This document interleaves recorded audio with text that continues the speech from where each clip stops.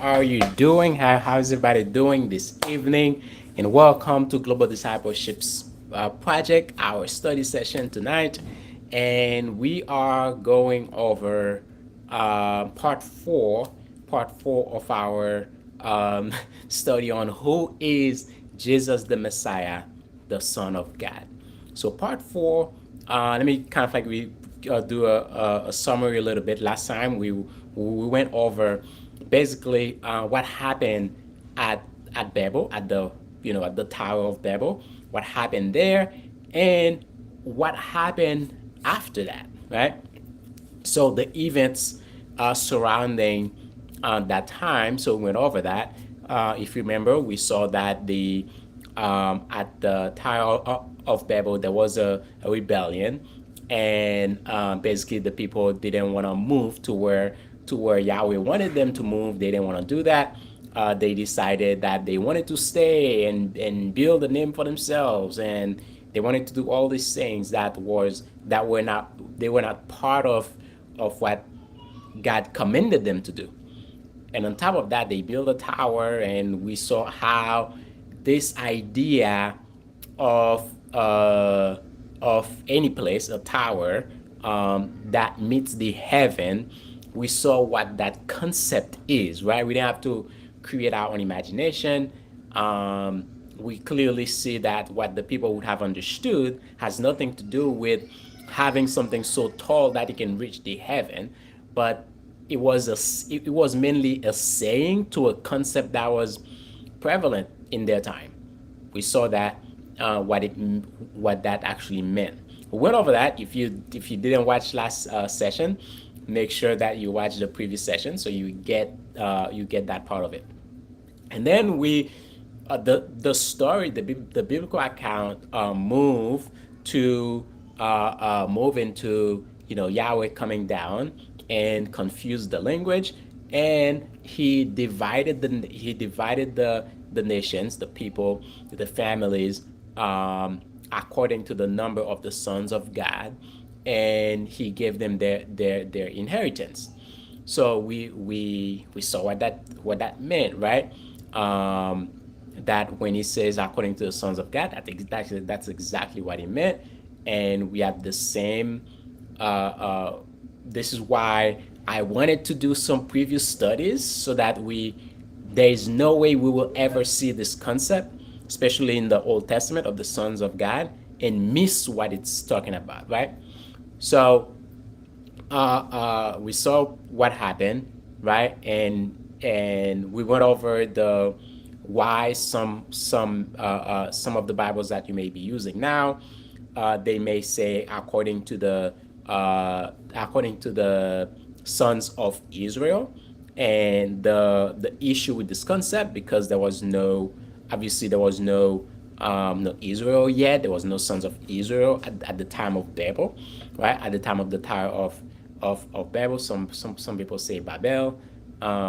So the oldest manuscript that we have, which is supposedly the Dead Sea Scrolls, way older than the Masoretic text that has Sons of Israel. The older manuscript, the Septuagint, and the Dead Sea Scroll, which is even older, both have Sons of God.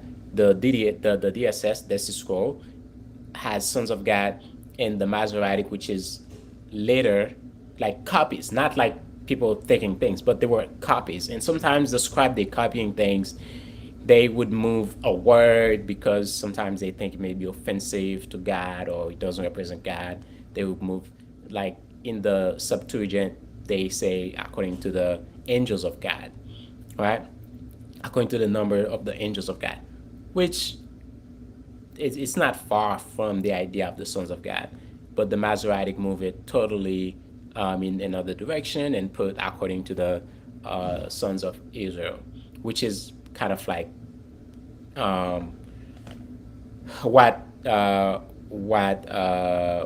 we wanted to fix at that time. Now, today, that was kind of like that wasn't really the end of it, because after Yahweh separated the nations and divided them and confused their language, divided them according to the sons of God, he gave them direction to go out, to go eastward, and they went out to uh, to to occupy different lands, and obviously the sons of God leading them to wherever that they were supposed to be going, and to settle in the places that Yahweh sent them to be settled, to build civilizations, to do amazing things, and all of that. All right, so a few key things to keep in mind. I'm gonna say something here, like I always give you some directions. Hold it, park it somewhere. We're gonna come back to it. I just said something very important. The sons of God were supposed to lead the nations to where they were supposed to go, right? And you can read that in Deuteronomy 32. You can, read that in Psalms 82. We're going to go over that in a moment. But this is very important. The idea, the concept of the sons of God were supposed to lead the nations to the place that we're supposed to go. Keep that in mind. Like I said, park it somewhere. We're going to come back to it in a moment. And I promise you that we will come back to it. Now, that's where we kind of like left off. Well, uh, we didn't, did we live there? But yeah, so they were supposed to go and go on their ways, right? Now, a rebellion happened. The rebellion happened. That's where we left from last time. Is that the sons of God, they led the nations into idolatry, meaning that they started receiving, directing the people to worship them instead of worshiping Yahweh. Now, that is idolatry. That is one thing that Yahweh will not tolerate, right? Amongst other things, but this is kind of like the very ultimate thing, is idolatry. So, because of that, that became another rebellion, right? Another rebellion happened, and we actually went over Psalms 82, how basically the sons of God rebel because now they have humans worshiping them, and now Yahweh had a plan, right? Let me go back to the last psalm that we went over as we were closing out the previous study, which is in Psalms 82, right? In Psalms 82, telling us about what happened, what happened at the with the sons of God and the humans. And Psalm 82 is telling us clearly, kind of like the scenes of what many call the divine council, right? The divine assembly, the assembly of God. And it says in Psalm 82, it says, Yahweh, God, right? Yahweh stands in the midst of the gods. Now, we explained that a few studies earlier, so I'm not going to go into all the details about that. But Yahweh stands in the midst of the gods, and he's rendering judgment. He's judging them. He's judging them, and this is what Psalm 82, that's the scene that that Asaph saw, that he's reporting what he saw he's writing about what he saw. And Asaph said that he saw Yahweh saying, how long, basically judging the gods, the sons of God rather, and he's telling them, how long will you make unjust legal decision, right? Show favoritism to the wicked, defend the cause of the poor instead of the fatherless. So basically, he's going in, right? He's going in. Yahweh's going in and telling them all the things that they are doing wrong, and telling them about the knowledge they're giving the people. The people are walking in darkness. It's not that they have knowledge, but they were in darkness because they were receiving destructive knowledge still, and the people had no understanding. So they the sons of God didn't give them the proper knowledge and the understanding that Yahweh wanted them to give to the people. And uh, uh, God said, Yahweh said to them, "You are gods, sons of God." He's telling them, "You are gods. All of you are sons of the Most High, yet you will die like mortals." Right? Or depending on your version, he may say you will die like humans or like men, like mankind, right? And and is giving them this, rendering this judgment. You probably remember Jesus pulling out this specific passage here in the book of John, when he was when the people questioned him as the Son of God, and he said, "Well, isn't it? Doesn't it say in your scripture that you are the son?" Some people think Jesus is telling the Pharisees that you are the sons of God, but he's not. That's not what Jesus is saying at all. He's quoting a scripture properly to show that yes, they are sons of God. So the idea that for Jesus to say he's the Son of God, and for them to have a problem with that, he's saying, well, why do you have a problem with that? It's written, right? So, but what we also saw is that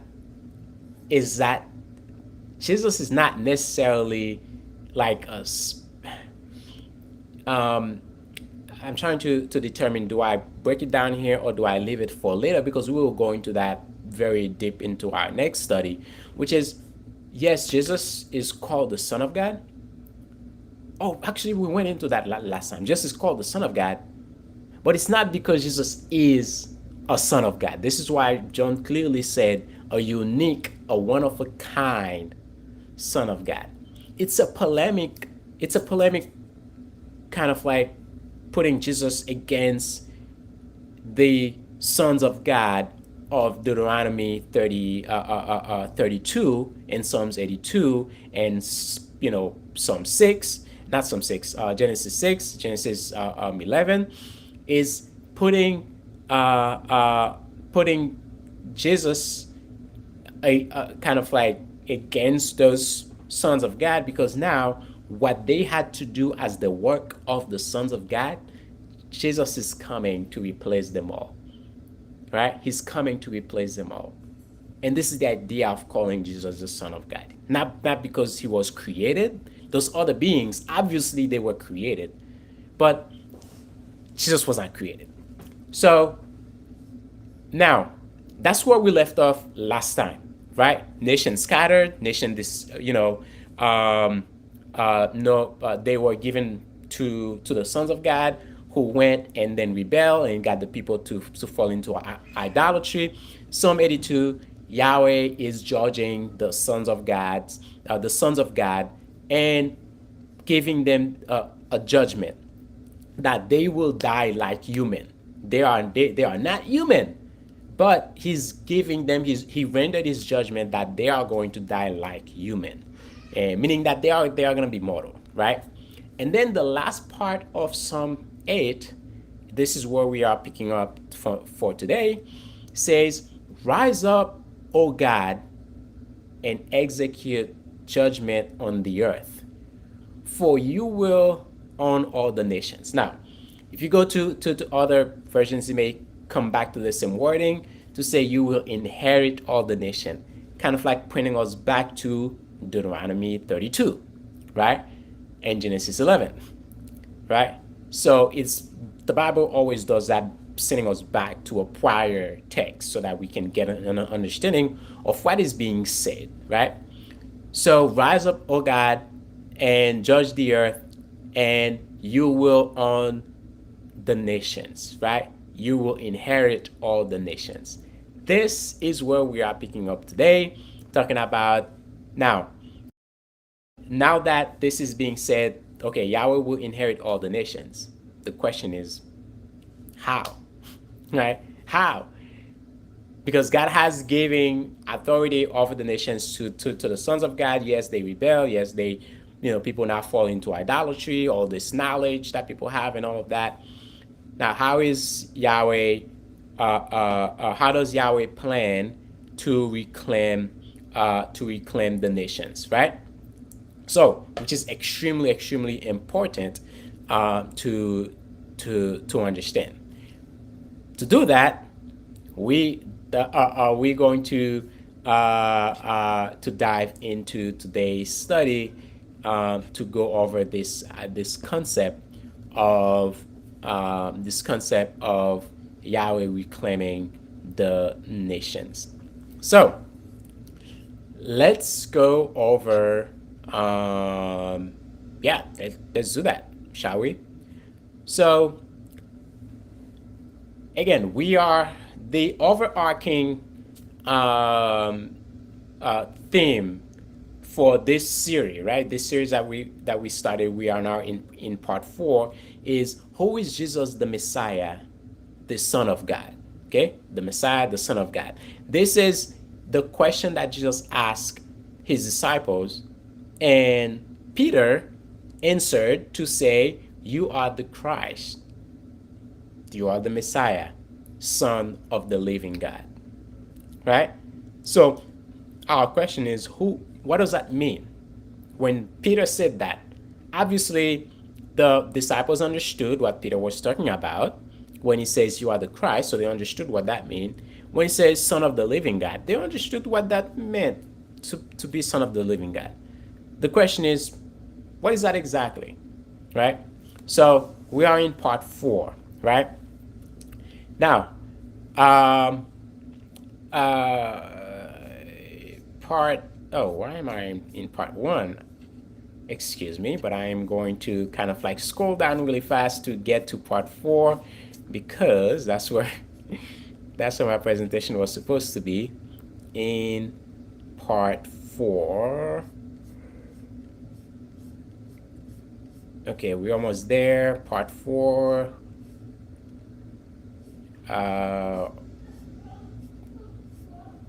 Bear with me for a second so we can get to part 4. Here we go. Part 4. Now, what is Yahweh's plan to inherit all the nations? Obviously, we just read that in Psalm 82 verse 8, and it says, "Arise, O God, judge the earth, and you shall inherit all the nation." How is that gonna happen? Right? How is that gonna happen? First, let's see something that is very key in Psalm 82. Psalm 82 is kind of like the work of reversing what happened in Deuteronomy 32. It's showing us kind of like the opposite of what happened in Deuteronomy 32. In Deuteronomy 32, the nations are allotted according to the sons of God. In Psalm 82, God called to inherit all the nations. So the nations, God allotted the nations to the sons of God. In Psalm 82, he's called to what? Inherit them. So basically to take them back, right? In Psalm 32, Jacob is Yahweh's portion. Why Jacob is Yahweh's portion? Like I said, absolutely there was no Jacob at the time of the Tower of Babel. That didn't happen until several hundred years later. So that, even though the text would say that, yeah, Jacob is a portion of the Lord, this is because when the text was written, it was written at the time of Moses, at the time the people were out of Egypt, and of course they would insert that in the story because it makes sense there, right? It does make sense. But when we go back to the time of Babel, there was no such thing, right? So this is what we see here, right? So let's leave it as it is. Jacob is Yahweh's direct portion. Psalm 82 calls for something different. Not Jacob, but all the earth. All the nations become God's portion. All the nations become God's inheritance. Right? So that's what Psalm 82 calls for. All the nations become God's inheritance. They become God's people. Right? So and this has a lot of weight, what I just said here, because it will, as we keep on studying, we're gonna come back to this here because obviously it means a lot. It means a lot for us to come back to it. In Deuteronomy 32, Yahweh delegated administration, right? Yahweh delegated administration in Deuteronomy 32. That means he gave charge over the nations to his sons, right? The sons of God. So he gave them charge over the nations. In Psalm 82, the call for Psalm 82, we see Yahweh is actually judging the sons of God, right? So it's the opposite. He's judging them, and at the end, the call after the judgment, the call Asaph made is a call to take the nations back from the sons of God, right? So even then, the the people understood the plan of God. The plan of God had nothing to do specifically with a nation. The plan of God had to do with the nations becoming one in his kingdom. Right? So even then, the call was already there to God, take the nations, right? Take the nations. Not just Jacob, but the nations. Because all the nations are your people. Right? So we keep going. Let's keep going. The subject of Psalm 82 is God Himself, right? So it's God Himself that is judging, right? Yahweh Himself judging the sons of God, and Yahweh Himself will take possession of the nations, right? The question again, how will Yahweh personally reclaim and govern those nations? Because Psalm 82 is not calling for Yahweh to, hey, um, hand over take the nations from those sons of God and hand them over to other sons of God. That's not what Psalm 82 is calling for. Psalm 82 is calling for Yahweh to take the nations, Yahweh Himself, right? Not hand them over to other sons of God.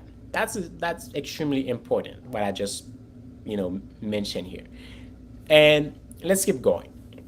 So how is that gonna happen, right? The first stage, to get to that point, there are several stages in the plan, in the story. If there's one thing that you hear me say is that there's only one story in the Bible. The Bible doesn't have a bunch of stories. It's one thing. It's one story that from Genesis to Revelation. There's only one story going on. There's only one thing going on. Right? If you miss that, you're gonna think there's so many things happening. No, it's only one thing happening actually. Yes, there are side story. There are side story happening every now and then. There are something happening to the side, and believe it or not, most of the time they are actually connected and tied back in to the main story that flows like so nice. It flows so perfectly from Genesis to Revelation, right?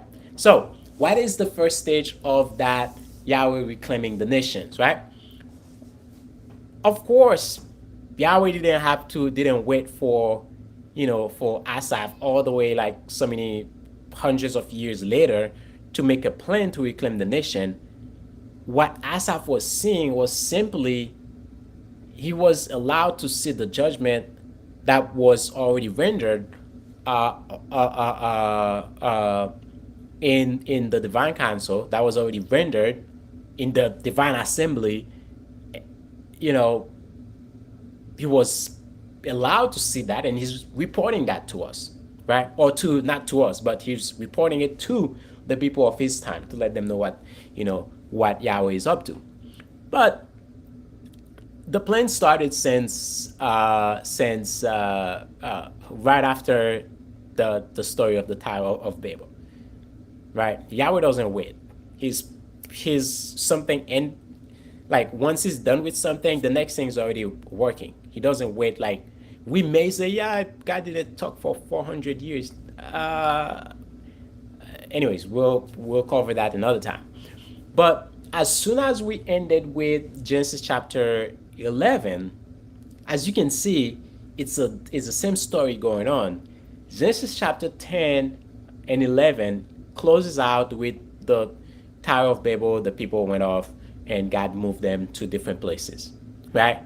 Disinherited them, moved them to different places. And then we get to Genesis chapter 12. Genesis chapter 12 is Abraham. Now, here's the thing. Genesis chapter 11 and chapter 12, they did not happen in like uh today, tomorrow, or 1 month after, or even a year later. No, there was a long period of time between Genesis chapter 11 and Genesis chapter 12. I'm trying to remember the exact time frame. I think it was like 160 years. I don't remember exactly. There's so many numbers in my head right now. But it was not a year, it was not 2 years, it was not 20, it was over 100 years between Genesis chapter 11 and Genesis chapter 12. But since the Bible only has one storyline going through, whatever happened in between Genesis chapter 11 and chapter 12 was still a setup to bring about Genesis chapter 12, right? Genesis chapter 12 comes in, and what do we see? Yahweh started, and he called Abraham at that time. He called him out from his people, right? Please go read Genesis chapter 12. He called him out from his parents and who are living in the land, and they were worshiping all kind of idols, right? So look exactly what it says here, right? Let me go back to this. So Joshua 24, 2 and 3 tells us that, hey, thus says the Lord, the God of Israel, long ago your fathers lived beyond the Euphrates Terah, the father of Abraham and Nahor. So where was Abraham living? He was with his father, Terah, and they were living. They were not in Canaan at that time, right? And what happened? They were serving other gods, right? So remember why they were serving other gods. Go back to Genesis chapter 11 and Deuteronomy 32, right? With the sons of God leading them, and getting them to settle in their specific part of the world. And then what happened? They started getting people to worship them. This is what it means by they were serving other gods. They were serving lower gods, right? Instead of serving Yahweh, because the sons of God get the people to start worshiping them, right? Then he says, then I took your father, this is Yahweh speaking, I took your father Abraham from beyond the river and led him through all the land of Canaan and made him offspring and made his offspring many. Okay, this is extremely important. Again, all the texts are so prevalent to what other developments, in the Bible's accounts later, right? This is why we need to know those things. So later, when we encounter certain things, we're not trying to make them up. Okay, we're not trying to make up what do they mean. We're not trying to make up what we think they mean, but we can go back and see what is this thing talking about. You see, all we're doing here is going back, right? We're going back because I don't have to tell you what I think. My what I'm thinking right now doesn't really matter, right? Because I didn't write this story. This was written, so I have to go back to the people, to understand, what is Joshua talking about here, right? To understand when Joshua says they serve other gods, what does it mean? What is Joshua talking about? Well, to know what he's talking about, go back to Genesis chapter 9, chapter 10, chapter 11, and Deuteronomy 32. And then, oh, okay, that's what Joshua is talking about, right? Easy. So, and the reclaiming, like I said, started with Abraham, but Abraham is not the reclaimer of the nations, right? Yahweh made a covenant with him to bring his seed. From him will be the seed, right? Genesis chapter 12, right? Genesis chapter 12. Let's go over Genesis chapter 12 really quick. It's sometimes a somewhat controversial reading as well, but let's go over it. And he says, "Now the Lord said to Abraham, go out from your country, your relatives, and your father's household, to the land that I will show you. Then I will make you into a great nation, and I will bless you, and I will make your name great." Okay, let me finish reading this, and then we're going to go back to something very important, right? "And I will make your name great." Keep that in mind, okay? I will make what? Your name great, so that you will exemplify divine blessing. "I will bless those who bless you, but the one who treats you lightly, I must curse." Okay? "And all the families of the earth will bless one another by your name." Okay, let's keep going. "So Abram left just as the Lord had told him to do, and Lot went with him. Now Abram was 75 years old when he departed from Haran. And Abram took his wife Sarai, his nephew Lot, and the possessions they had accumulated, and the people they had acquired in Haran. And they left for the land of Canaan. They entered the land of Canaan. Abraham traveled through the land as far as the oak tree of Moriah and Sichem. At the time, the Canaanites were in the land."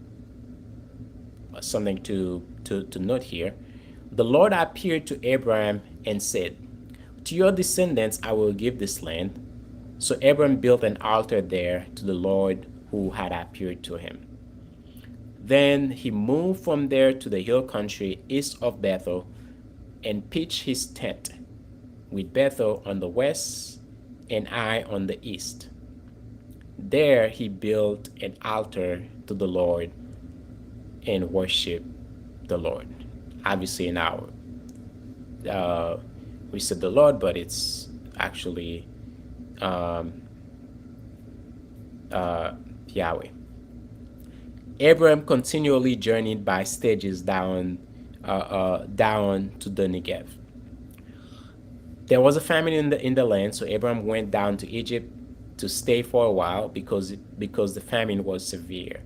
As he approached Egypt, he said to his wife Sarai, "Look, I know that you are a beautiful woman.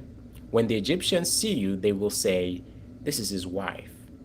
Then they will kill me, but keep you alive. So tell them you are my sister, so that it may go well for me because of you, and my life will be spared on account of you." Anyways, you can keep reading, but the most important part is actually from verses 1 through 9. Okay? Now, what do we see here? Abraham obviously take things into context. Abraham God called him out from his land, from his father's household, and tell him, "Hey, live here to go somewhere else." Keep this in mind. Abraham is on his way to go. God gave him the direction to go to somewhere else. Yahweh already knows on his way there are other people. There are other families or other nations on his way to Canaan. Okay? On his way to Canaan. God made him a promise that I'm gonna bless you, that you're gonna be a great nation, right? And the through your seed the nations will be blessed, right? The nations will be blessed in you. And then he said, I'm sorry. Well, I'm not sorry because I'm just reading a text in context, reading a text in context. Okay, because he was going through the place, he was going from one place to another. Yahweh gave him as Yahweh is giving him instruction. Uh, where's a Oh, I thought I was reading the verse with you all. Maybe I was not. Sorry, I thought I was reading the Genesis chapter 12 with you all, showing you the text and everything. Maybe I was not, but hey, here we are. So, as Yahweh gave him direction to go from his father's household to Canaan, Yahweh is saying, "Hey, um, I will make you a great nation. I'll bless you, right? And I will bless those who bless you, and I will not tolerate but those who treat you lightly, those who curse you, I will curse. Those who treat you lightly, I will curse them, right? Because you're gonna travel to that place, travel to go to a place, what you're gonna encounter on the road, and then two, when you get there, you're going to establish there. There are already people living there, right? And as you go there, if they bless you, when you get there, when they bless you, I'll bless them as well. If they curse you, if they treat you lightly, I will curse them. End story. End of the story. There's nothing else to it. End of the story here. Let's keep moving, right? So Yahweh leading Abraham to that place and tell him, when you get there, this is what you going to what's gonna happen, right? And end of the story with Abraham, what you're going to encounter in this land. Now, let's keep moving into. Anyways, that was a side note, by the way. Let's keep moving into this. We said Abraham is not the reclaimer, okay? But there's a covenant made because it said through Abraham the nations will be blessed. The thing is, what does that mean? The nations will be blessed, right? What does that mean? We'll cover that. We'll cover that another time. But in other words, the nations at that time, they are not under. Well, let's cover it now. Because the nations at that time, they were under the authority of the sons of God, right? So what is the blessings of the nations? The nations will be blessed is when the nations come back under, the authority of Yahweh, right? That's when they are blessed. When they are reclaiming, when they are reclaimed, rather, that's when they are blessed. So through Abraham, at that moment, we don't know how that's going to happen, but it's a promise that through him, the nations will be blessed. The nations will be reclaimed, okay?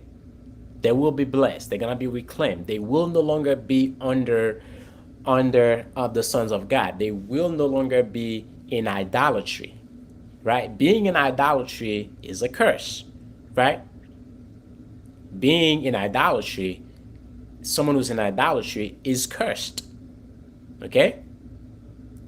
To be blessed, you come back under Yahweh's authority, under Yahweh's rulership.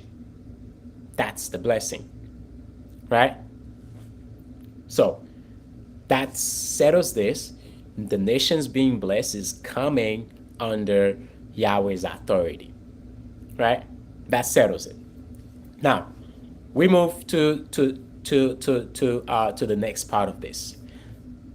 essentially that's very important. We're gonna go to Psalm 2. Okay, Psalms chapter 2. We're gonna go through it. Whether we're gonna read all of it, I'm not sure, um, but I'll probably go through some of it because it's getting late. All right, Psalm 2. Why do the nations rebel? Why are the countries devising plot that will fail? The kings of the earth form a united front. The rulers collaborate against Yahweh and his anointing king. They say, let's tear off his shackles, the shackles they have put on us. Let's free ourselves from their ropes. The one enthroned in heaven laughs in disgust. The Lord taunts them. Then he, the Lord, angrily speaks to them and terrifies them in rage, saying, I myself have installed my king on Zion, my holy hill. The king says, I will announce the Lord's decree. He said to me, you are my son. This very day I have become your father. Ask me, and I will give you the nations as your inheritance, the ends of the earth as your personal property. Now, I'm not going to read all of it, but what I'm asking you to do is to go ahead and read it all. And why? Not because I need to study it right now, but there are a few things, as you can see, it talks about, have all the nations as inheritance, the ends of the earth as your personal property, and all of these things. And later on, you will encounter those things as you move forward all the way into the New Testament as um, uh, Jesus sitting on the throne of David, right? And we will understand why those things were being said, right? Why they were being said. Okay? So let's keep going past Psalm 2. Now, we see that, okay, there was a plan. There was a plan in place to reclaim the nations. What did the prophets say? Right? The prophets. What did they say? Right? Well, the prophets also talk about Yahweh will come in Isaiah 9. Isaiah 9 clearly said, for to us a child is born, to us a son is given, and the government will be on his shoulders, and he will be called, pay attention, Wonderful Counselor, Mighty God, right? Everlasting Father, Prince of Peace. Wait a minute. A son is born, a son is given. He will be called Wonderful Counselor. Okay, I mean, hey, people can have this title, but we see it applied to Yahweh. Mighty God. Wait a minute. We're talking about a son that's a human being that will be born, and we're going to call him Mighty God? We're going to call him Everlasting Father? We're going to call him Prince of Peace. There is something weird going on in this passage. Now, what I'm asking you to do, I'm asking you to not put your 2026 hat on, Christians living, in 2026 hat on. You've known all these things. You're like, oh yeah, that was Jesus. He was born and all of that. No. Think about it. Put your hat on as someone in the time of Isaiah, listening to Isaiah saying this. A son is born, that's a human being, okay. He'll be called Mighty God and Everlasting Father. I don't know about you, but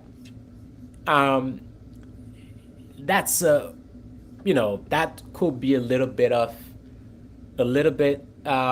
controversial, right? But let's keep going. Okay, let's keep going. Isaiah 40, and I'll tell you in a moment why I say that that could be controversial. Okay, Isaiah 40, verse 3 to 10. And Isaiah speaking, saying, "Prepare the way of Yahweh, make straight in the desert a highway for our God."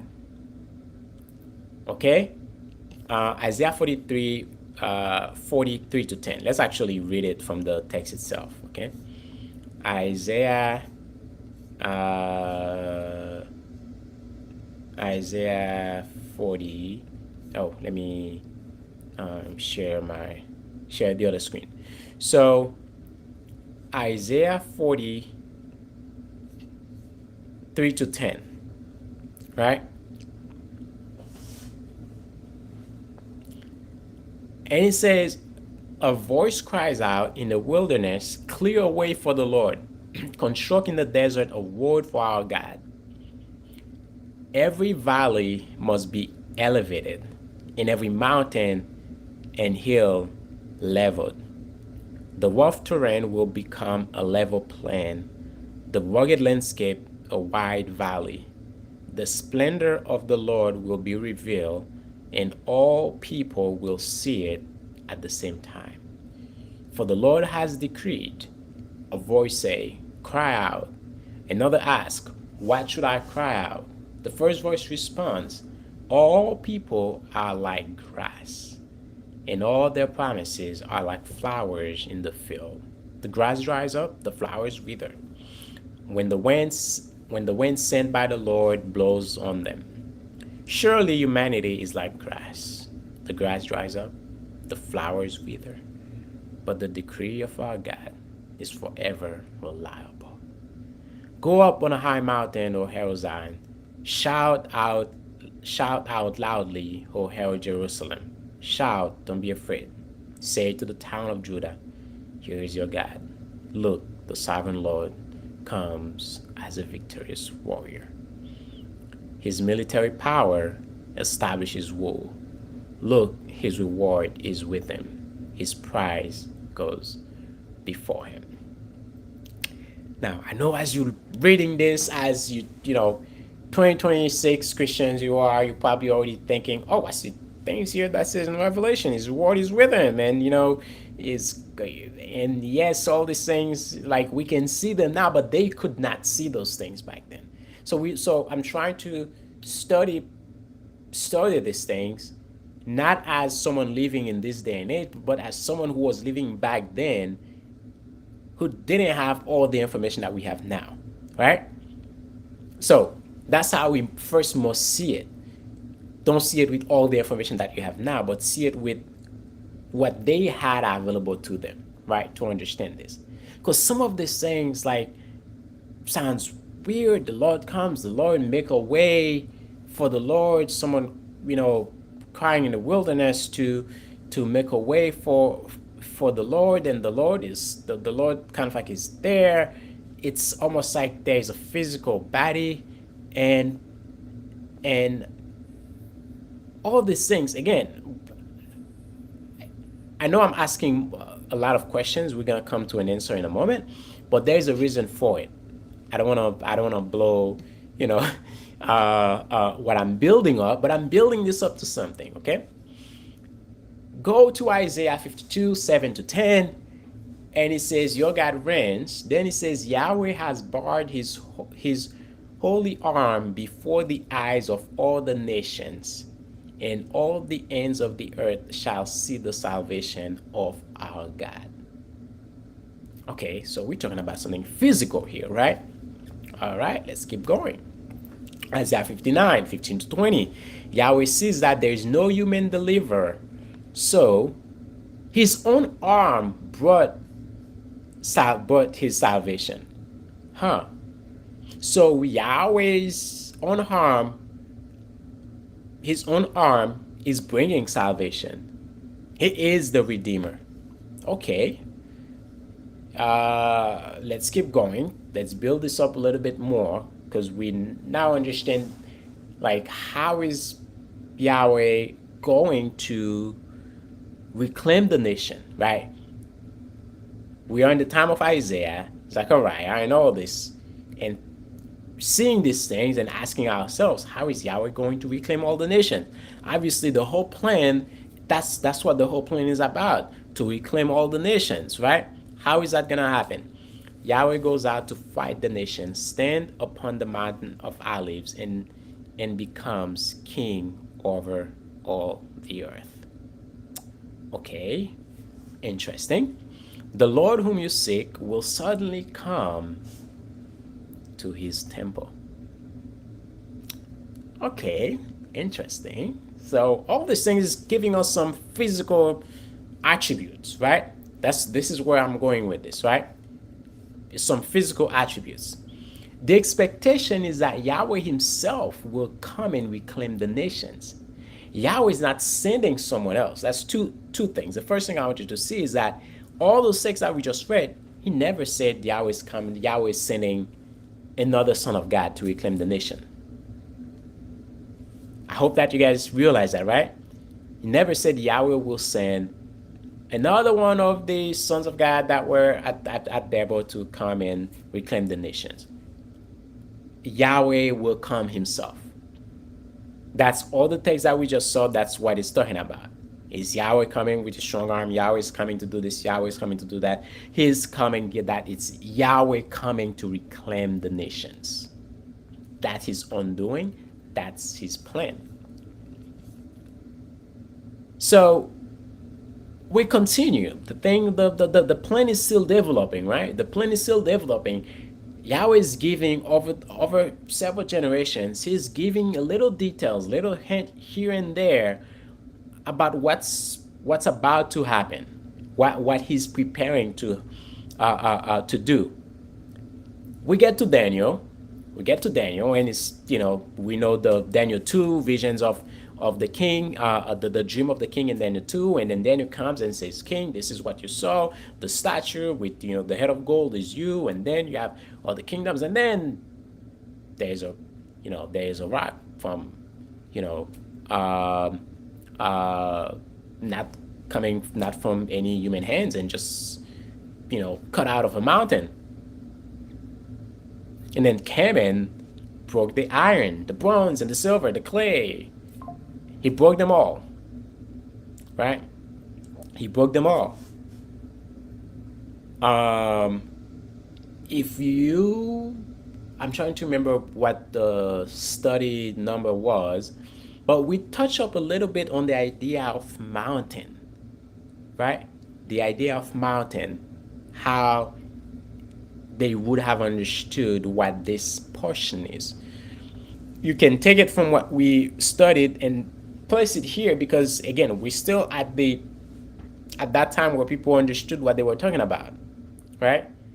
Where people understood when they were talking about gods and all these things, and they say mountain, they're not talking about a physical mountain. They are talking about, it's kind of like a cosmic mountain. It's like the place of the gods. That's where the gods live, because that was part of their concepts, their understanding, right? So basically, the rock coming out of a mountain, if you take it into their own understanding, not what we understand nowadays, not what someone make it out to be a couple hundred years ago, what the people at that time would have understood, right? So anyways, that is clearly saying to the king that, hey, that is God coming from a mountain and coming and break all this thing apart, right? And there's a sequence of the empires going on with that stone cut from, not cut by human hands, but coming from a mountain, right? And he destroyed them all, and the stone becomes a great mountain filling the earth. Again, we don't have to try to give it our own interpretation. Just go back to what the people were talking about. What did the people understand? What did they understand when they were saying those things, mountains, when they were saying those things? What did they understand about it? Don't bring in our own understanding to it. All right. So, and it clearly says the God of heaven will establish a kingdom that will never be destroyed, right? And we know when we talk about mountain, we know it's like the seats of the gods. That was the understanding, the seat of God, the mountain, right? When I said I will go up to the mountain of God, to where to kind of like the seat of God, right?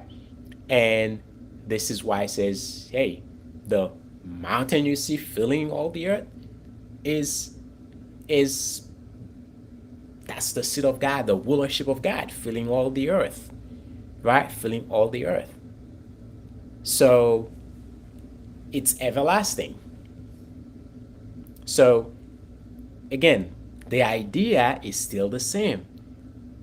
We're not moving away. The text is not moving. Like I said, there's the same story going on. It's not moving away from anything else. The story is still, at this point, the story stays the same, right? The sons of God have the nations, and Yahweh is showing how his plan is going to come to take over the nations, right? So, because even the king is also under the rulership of the sons of God, right? So when Yahweh comes, he will replace them all, okay? He will replace them all. He will replace them all, and he will rule over everything. Now, what other acts we see? Where else that we see things like a heavenly being getting assignment over the nations, right? So, or Yahweh is talking about reclaiming the nations. There is something very interesting in Daniel 7. We're going to spend a little time here in Daniel 7. Daniel 7, verse 13. Obviously, it's a vision that Daniel was having, and he's explaining it to us. You can read the rest of the text, but I want to focus on verse 13 mainly. And he says, in my vision at night, I looked, and there before me was one like a son of man. Okay, stop here. Is there anything out of the ordinary here? No. One that looked like a son of man. Okay, that's fine, right?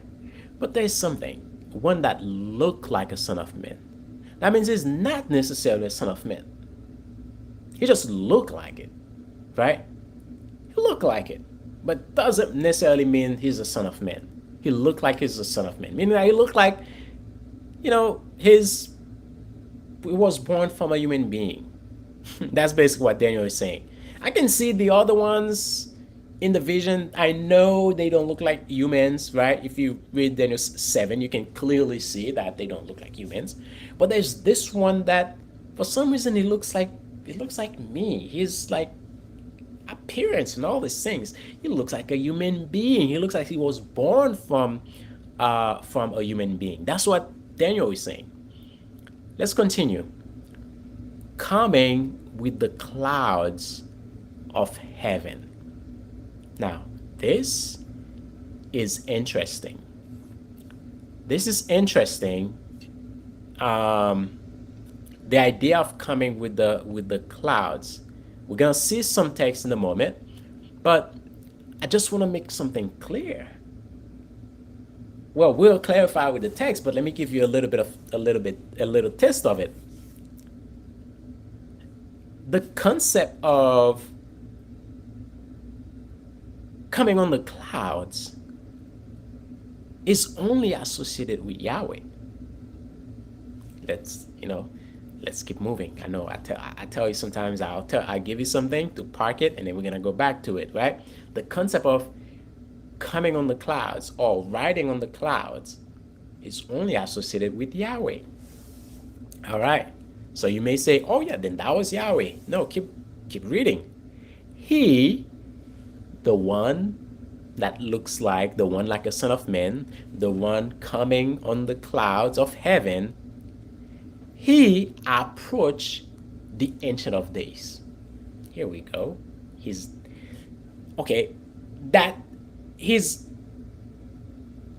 riding on the clouds that only Yahweh is supposed to. He's approaching the Ancient of Days. he was led into the presence of the Ancient of Days. So obviously, we have two figures right there. Not one, two. We have the Ancient of Days. We have that one like a son of man riding on the clouds of heaven, which is only reserved for Yahweh. But the one like a son of man is riding, is coming with the clouds of heaven. Okay, let's keep going. We can say there's something here, but let's keep going. He was giving authority, glory, and sovereign power. Okay. I don't. Okay, let's. Maybe there's something here. Maybe there's nothing. Okay, so the one like a son of man was given authority, glory, and sovereign power, meaning that all power. I know. Again, please don't put like take off your Christian hat on. Let's go. Let's stay with Daniel. Okay, don't say, "Oh yeah, I've seen it this somewhere else." Okay, let's stay with Daniel. Okay, he was given authority, glory, and sovereign power. All the nations and peoples of every language. What is that? What is that bringing us back to? All nations, all peoples. That is bringing us right back to Genesis 11. Genesis 11 is bringing us right back to Genesis 11. The people dispersed different languages. Right? Deuteronomy 32, they were given over to the sons of God. And what was happening? They turned into worshiping the sons of God. They fell into idolatry. Okay, so I want you to pay attention to this really clean. Pay close attention, okay? If you're doing anything else at this moment, just drop it and pay attention. Daniel said that this one that looks like the one like a son of man, because Daniel see, hey, you're just like me. It looks like everything else that I saw, they didn't have human forms like myself. They were different things. But this one, it's like someone was born from a human being, right? Looks like someone was born from a human being. Riding on the clouds, keep that in mind, and I'll share with you in a moment, the sources, primary sources about why the clouds, riding on the clouds is something reserved for Yahweh. He's doing something that only reserved for Yahweh. Okay, coming on the clouds of heaven. Obviously, he's not the Ancient of Days. Now he's approaching the Ancient of Days. So we have two figures in that vision of Daniel, that there's one thing that reserved only for Yahweh, and we see, okay, so now both of them can do that same thing. Okay. And he says, all nations and peoples of every language worshipped him. Wait a minute.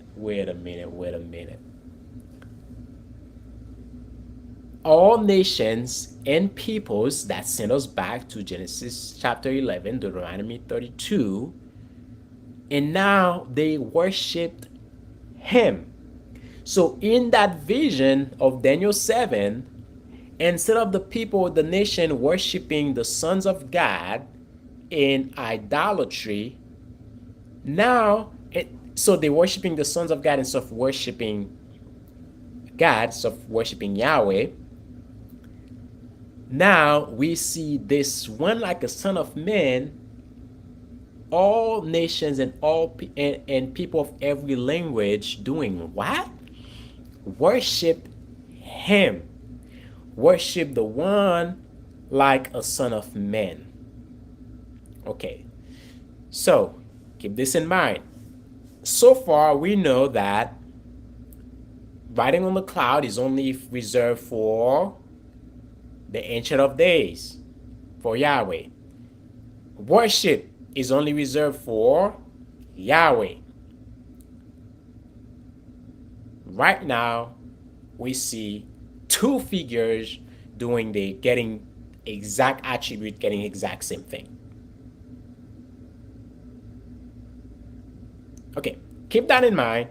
Keep that in mind. We're gonna come back to it later. Again, do not put your Christian hat on. And the reason why I'm asking you to not do that is simply because it's one thing for us as Christian to already know the story and it makes sense to us, but it's something else to explain it to people. It's totally something else to teach it. This is what we are called to make disciples. When we make disciples, we make students that we have to teach. So if we just skip all of those things, then people don't really understand what the power of what we are saying. Okay? So let's keep going. And what happened next, what I want to show you next is that in the ancient Near Eastern context, okay, in the ancient Near Eastern context, again, I put sources there. You can go and read those things yourselves. The cloud rider idea, okay, in the Ugaritic Baal cycle, those texts existed way before Daniel wrote Daniel 7. Baal is portrayed as the storm deity and royal cloud rider. Okay, so this image signifies divine kingship, his authority over the storm, his victory over chaos. So this again, the texts that we see in the ancient Near Eastern, specifically here what I'm referring to, the Ugaritic literature, they give us that cultural background that we don't have. Without it, we miss that what Daniel is trying to portray here. Yeah, Daniel said that coming and riding on the cloud and coming with the cloud, we miss it completely. We'll miss it. Without, this is why I said, I tell you all the time, we read the Bible in context, in its own context. What are some of the things that people understood during that time that we may not understand this time? That may not be part of our common language, part of our sayings today, but it was part of theirs. So when they were writing things, they were not writing things in our saying, in today's saying. They were writing things in their time saying, right? So when Daniel is talking about, the one comes with the cloud, he's referring exactly to this idea, so people understand what he's saying. Okay? So, and in the Hebrew Bible, like if we move forward from the ancient Near Eastern to a little bit, years later, Psalm 68:4, what do we see? Let me go through it really quick. Psalms 68. Am I showing Psalms here? No. Okay. Psalm 68, verse 4. Sing to God, sing praises to his name. Exalt the one who rides on the clouds. For Yahweh is his name. Rejoice before him. Exalt the one who rides on the clouds. Okay? Because he's the only one who can do that. Psalms 104:3. Psalms 104 verse 3. Psalms 104 verse 3 again says, Verse 1 start by saying, Praise the Lord, O my soul, O Lord my God, you are magnificent. You are robed in splendor and majesty. He covers himself with light as if it were a garment. He stretches out the skies like a tent curtain and lays the beam of the upper rooms in his place on the rain clouds. He makes the clouds his chariot, and he travels along the wings of the wind. Now, it's one thing, like, we can talk about, like, why, when the Psalms are written like this, what are they trying to convey? Of course, we can see, like I just showed you earlier, that in the other cultures, the Ugaritic literatures, they portray Baal as the one who rides the storm, who rides the clouds. And all the way here in the Psalms, and we see, no, it's not Baal, it's actually Yahweh that does that. Yahweh is the one who does that, okay? We're not gonna take take things and how do you say that again? There's a word for it, but Yahweh is the creator, so he's the one who does these things, right? So basically, they are just stealing Yahweh's reputation, those other gods, for themselves. That's what basically the Psalms is saying here, and Daniel is bringing this same imagery to us. Isaiah 19:1, Isaiah 19:1. Here's a message about Egypt. Look, the Lord rides on a swift moving cloud and approaches Egypt. The idols of Egypt tremble before him. The Egyptians lose their courage. Okay? So basically, like, you can replace the idols of Egypt by the gods of Egypt. Okay? Trembles before him. So who rides on the cloud? Who moves on the cloud? Yahweh does that. Okay. So this is getting very interesting. I don't know about you, but when I'm reading these things, it's very interesting. So within the biblical worldview, the time that people were living, cloud riding is characteristically Yahweh's activity. That's something that Yahweh alone does, riding on the cloud. Okay? So this imagery is only reserved for Yahweh. Daniel 7, let's go back to Daniel 7, has a being like a son of man, to whom all the things that are only attributed to Yahweh are attributed to. Again, let me say it another way. I don't know if I can be any clearer. Daniel 7 is showing us that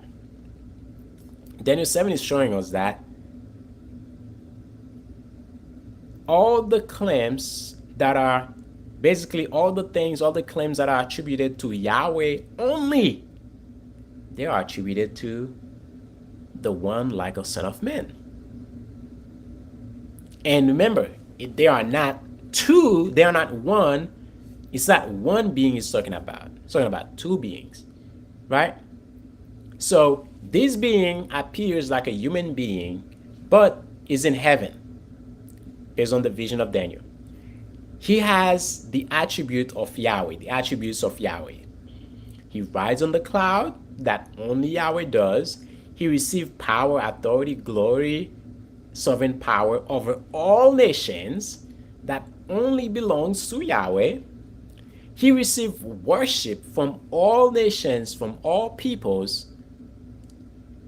that also only belongs to Yahweh. And only Yahweh is supposed to worship. Somehow, this is not idolatry. Okay? I want you to sit with this for a moment. It's not, what's happening in the scene is not idolatry. the Ancient of Days is there. This one like a son of man is there, coming riding on the clouds, coming with the clouds like Yahweh does, receiving authority, glory from power, in sovereign power over all the nations, which only reserved for Yahweh. Okay, and then receiving worship, that's only reserved for the Ancient of Days, right? Can and somehow this is not considered as idolatry. The Ancient of Days is there. He didn't say, nope, nope, nope, stop this, stop this, stop this, stop this idolatry. And he did not. So this being, this other being like a son of man, is being treated exactly like the Ancient of Days. In other words, there is not much difference between the Ancient of Days and the one like a son of man. Okay? There is not much difference between the two of them. The only thing is they are, obviously we can see they are distinct. They are distinct, right? It's two different people, well, two different beings. We have the Ancient of Days, and then we have this one like a son of man. But everything that is reserved for the Ancient of Days is also reserved for the one looks like a man, the one like a son of man, including worship. Okay, let's keep moving forward. Now, the same application, the same thing also apply to the child born unto us in Isaiah 9. He's called Mighty God, right? And he's called Everlasting Father. Those things are only attributed to Yahweh, to the Ancient of Days. How is this being attributed to a child that is supposed to be born? Let's look at these things, right?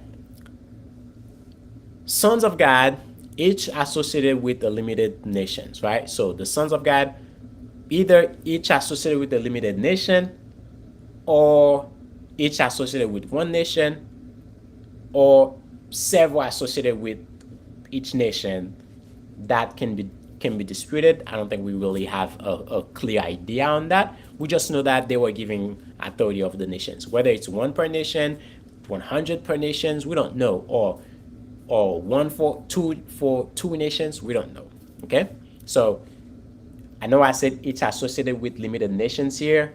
That should be made clearer by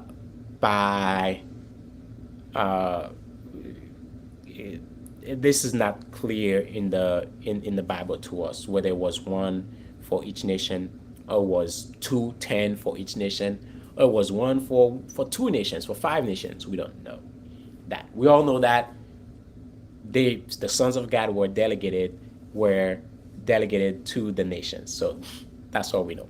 Now, the nations associated with they either way they had they were limited with whether one was associated with one nation or 10 nations. Their association was limited. Okay, that's what I want to really put out there. The Son of Man, the one like a Son of Man, receives all nations. Okay, very interesting. So, for the sons of God, they were delegated national authority. Okay, they were delegated national authority. You have authority over this nation. The Son of Man received universal authority. The sons of God became corrupt. The one like a son of man represent righteous human rule. The sons of God were condemned by the divine council, or in the divine council. The Son of Man is vindicated before the divine council. He received all the power, glory, and honor, right? All the power, authority, and glory in the divine council. Okay? The sons of God, their authority ends. For the Son of Man in Daniel 2, he says, his dominion never ends. Daniel 7, right? It never ends. And the sons of God, the nations worship the sons of God unlawfully, which became idolatry. The sons of God, I mean the one like a son of man, nations serve the one like a son of man in the Ancient of Days presence. And it's not idolatry. He gets the exact same thing as the Ancient of Days. I know what you were saying. I know, like, you were like, it's like, I mean, I can feel it. I want to say certain things here, but I'm really, really, really saying to myself on the inside, I'm really saying to myself, no, no, no, no, no, no. Take off that Christian hat right now. Take it off, take it off, take it off, take it off, take it off. Just stay with Daniel. Stay with that time frame, okay? You are not a Christian at this moment. You are back in history, back in the time. That's where we are now. We don't know anything about Christ yet. We don't know anything about that. We are simply trying to figure out, what are the prophets saying? What are the scriptures that we have? What is it saying? That's all we're trying to figure out right now, okay? All right. So Daniel portrays a distinct human-like heavenly figure who participates uniquely in the authority, kingship, and identity of the Ancient of Days. No other figure in heaven does that. No other figure in heaven participates in the authority, kingship, and identity of the Ancient of Days. But this one does. So when we keep reading the text, what do we realize that is that where Yahweh says he himself will come and reign, we see it's the Son of Man who becomes the mean by which Yahweh's own return and universal kingship is manifested. Yahweh says he's coming, he's going to take the nations. Who do we see in Daniel 2, Daniel 7 coming to take the nations? It's actually the one like a son of man. But Yahweh say himself will come.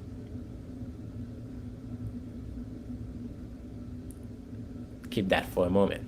Sit with that, okay? Yahweh personally comes to reclaim the nation. Yahweh personally comes to reclaim the nation. The human-like heavenly Son of Man.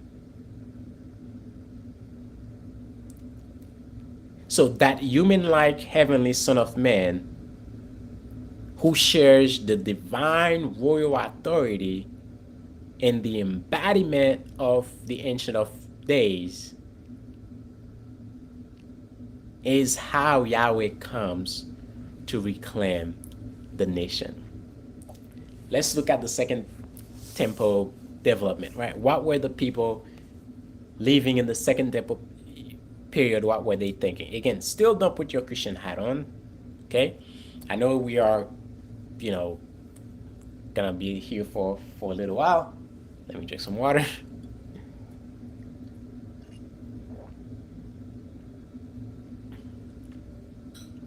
Okay, so in the second temple, we're looking at some of the writings in the second temple. And again, like I always say, I'm not saying that those writings are scripture.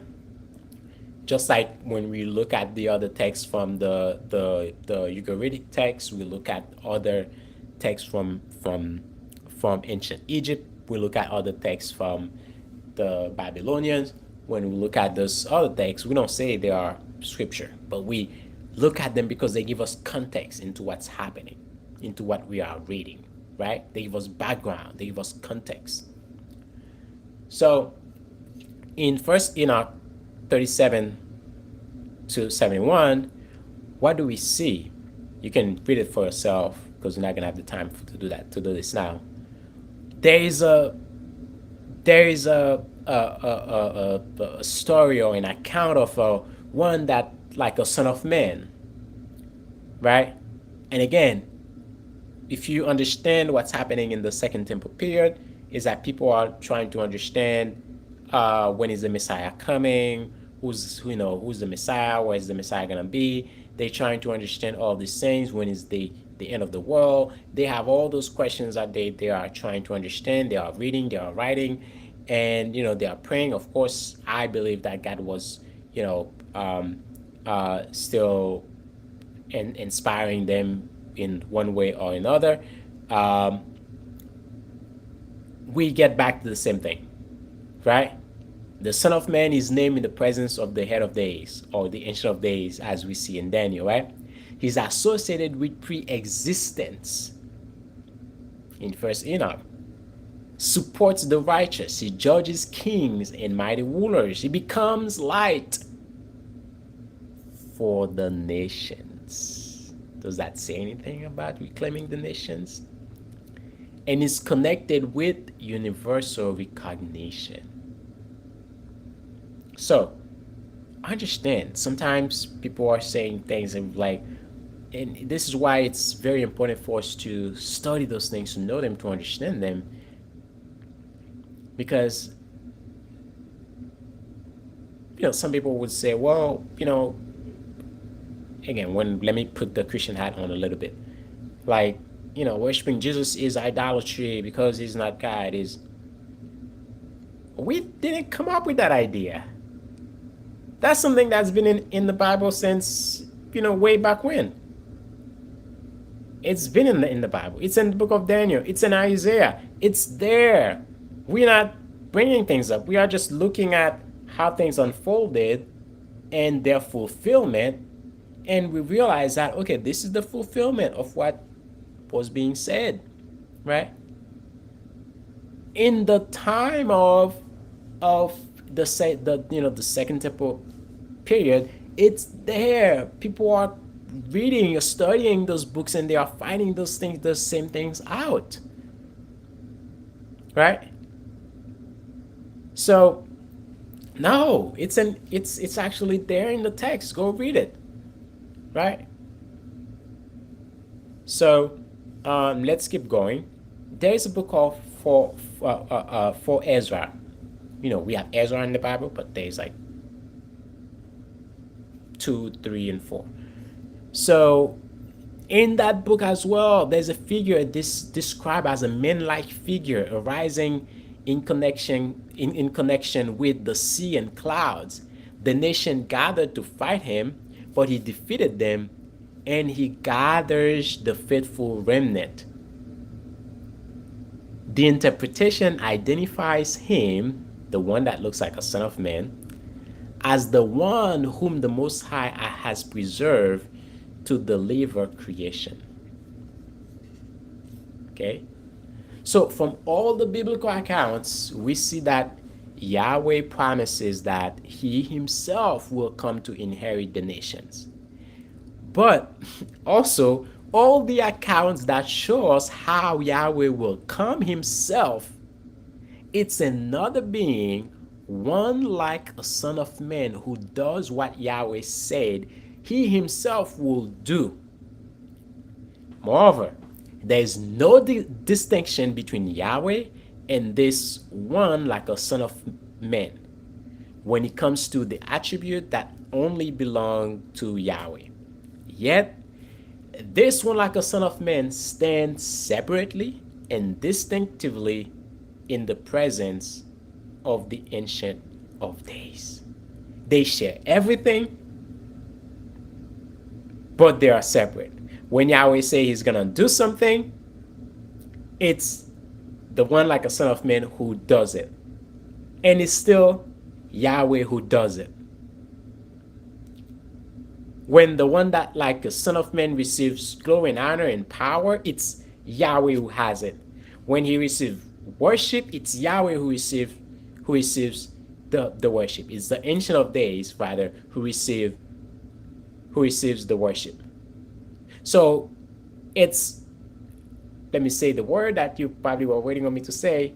It's like they are one, at the same time they are two. They are one because everything for one is for the other one.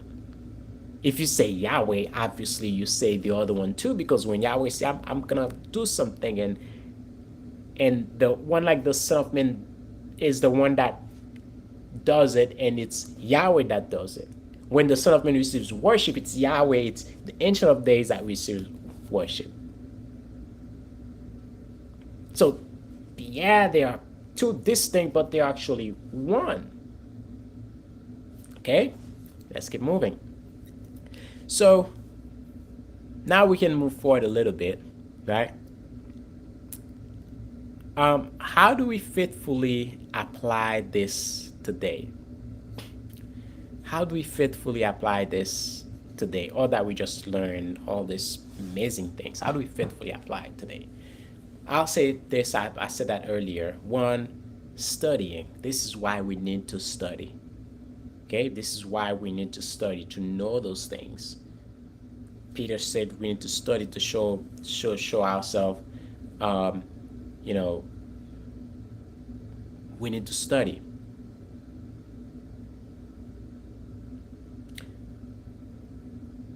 Why do we study? One is for our own faith. Listen, after I've studied these things and understand this to this level, it it strengthened my faith to know, hey, what I'm doing has a solid foundation. Faith is not something that is blind. Faith is not something that you believe blindly. Faith does have a solid foundation to it. When Paul said faith is the evidence of the things not seen, it doesn't mean that they never, it means that I didn't see it. Okay? But I have evidence for it. I have evidence for the things that I didn't see. There is evidence. What we just went over here, we have evidence. When we say we have faith, even though, listen, there's still more to study. As you can see, I'm not trying to just read one text and say, yeah, this is Jesus Christ, right? No, we are building up. And first of all, we need to see it as the people who live at that time, not as a 21st century Christian who has all these things available to us. No, we're going to see it as they saw it, okay? Now, right now, we're moving forward as a Christian 21st century, okay? So, when I say I believe in Jesus Christ, it's because my faith is in the evidence that I saw, the evidence that I just read. All this text we just went over, that's evidence. When we do the other studies that we're gonna do, they bring us the evidence that, yeah, Jesus is the Son of God. Jesus is not just the Son of God. Jesus is God. Jesus is Yahweh. He's one with the Ancient of Days, although they are distinct, but they're also one. We didn't come up with that. I have evidence that this has been the written thousands of years ago. This was already believed. So when someone comes now and say, well, this is not what is written, well, how do you explain this text? How do you explain this? I'm not going to have all this, nonsense talk. Let's explain these things, not in our 21st century point of view, not your, denominations, not your religion, just what how the people back then understood what this is saying. Why they didn't have any problem with that? Why it felt normal? It was normal, right? It was normal. Some people now they deny Christ, but like, okay, now you deny Christ, but um, the same scripture that you are using in the Old Testament, all these things is from the Old Testament. So now I don't have to bring the New Testament to help someone see Christ. Someone may say, well, in the Old Testament there is no such thing as, as worshiping someone else. Is um, I didn't bring that up. Go read it in the Old Testament. So, you see, why we need it for our own faith, because it's the foundation. It gives us we get the evidence. Not only that we get the evidence, now we can teach. We can make disciples. We can disciple others. We can teach others the exact same thing. Okay? The exact same thing. This is why it's so important. And as we learn those things, we understand who Christ really is when we're talking about Jesus Christ. Who is he really? When we understand, when we know, oh, the power that there is in Jesus Christ. It's not in it's a beautiful thing for us to get to this understanding. Absolutely beautiful. So, as we end today, we're gonna pray that Yahweh help us to understand the evidences that our faith is built upon. So even as we talk about our faith, even as we talk about Christ, we won't be shaken, because we have a strong foundation for our faith. And this is why taking our time to study and understand things in the context that they were written is so important. Don't be afraid to do that. Don't be afraid to go to history and read things and see what is being said. There are evidences there for you, right? They make the case for us, for our faith. So we don't believe blindly. We have evidences. All right. So, in the next, we're gonna pray, but let me just give you a little bit of what's coming. We're gonna go one step further. Okay, one step further in the next study, because we're going to study. Okay, yes, Yahweh said it's coming. We see all the things that Yahweh say, the Ancient of Days say is gonna do. Yahweh says is gonna do. We see the one like a Son of Man does it. We see all of that, but how exactly is Yahweh supposed to come? Now, take off your Christian hat. Okay, take it off. Let's go back to the days before Christ and see the texts, see the things, so that we can have a case for what we believe. Okay, we can have a case. That's how we do it, without bringing in all our, all the things we believe as Christian. Why do we believe them? Let's go back and see what was said, and as we move forward, see how they actually come to pass. That's our fourth lesson in this fourth session in this as we studying this topic of who is um, Jesus, the Messiah, Son of the Living God. We see all the things that we are doing. Like when Peter said that, those are all the things that were in Peter's mind. That those are all the things that the disciples understood as well. Those are all the things that they knew that got him to come to this conclusion. When Peter said, "You are the Christ, Son of the living God," the weight of this word, this is what we are unpacking. And we're still not done. We have several sessions left to unpack this concept of the Son of God or Son of the living God. And then we're going to unpack the concept of the Messiah. Well, we're going to stop, unpack Messiah, and then come back. Okay? Heavenly Father, we thank you, Yahweh. Thank you for this amazing opportunity that you give us to see the evidences for our faith. And we thank you that you do not leave us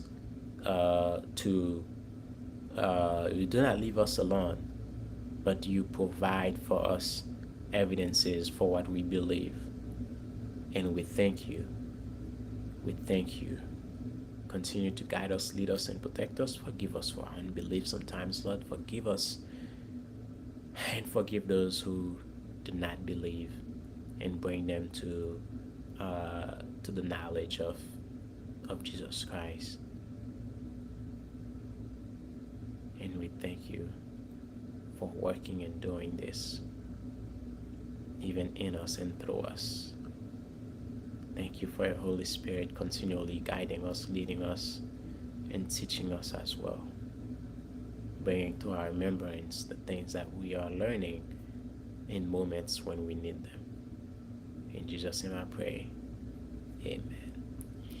All right, family.